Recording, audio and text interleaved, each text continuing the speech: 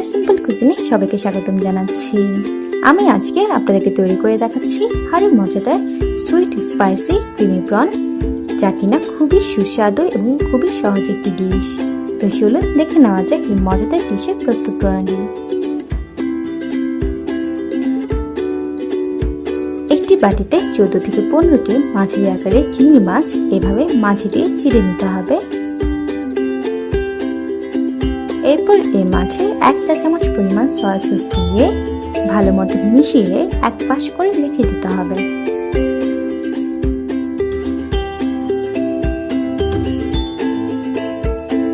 অন্য আরেকটি বাটিতে একটি কাপের 4 ভাগের 1 ভাগ পরিমাণ কর্নফ্লাওয়ার,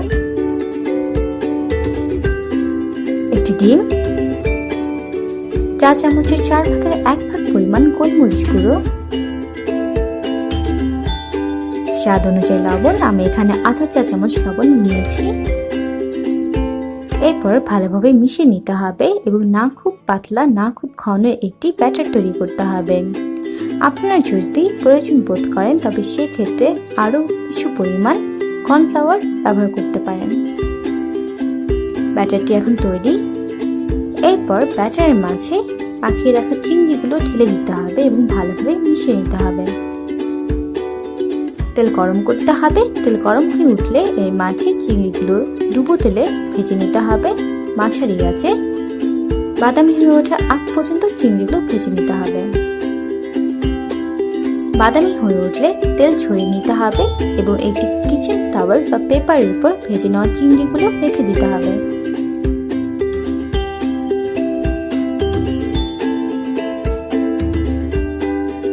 একটি বাটিতে 3 টেবিল চামচ মেয়োনিজ, 1 টেবিল চামচ চিলি টমেটো কেচাপ, আধা চা চামচ সরিষা আর রসুন বাটার মিশ্রণ,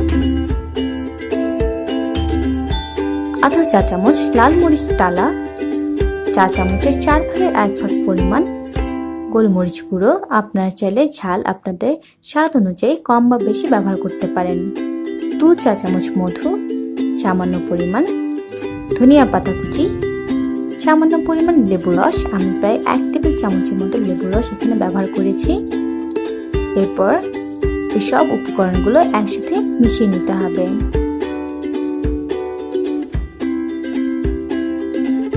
মেশানো হয়ে গেলে এর মাঝে ভেজে নেওয়া চিংড়িগুলো ঢেলে দিতে হবে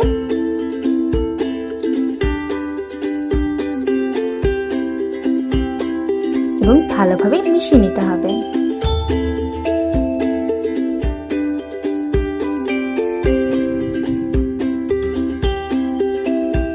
বাস তৈরি হয়ে গেল ভারী মজাদার সুইট স্পাইসি ক্রিমি প্রন। এখন পরিবেশনের পালা।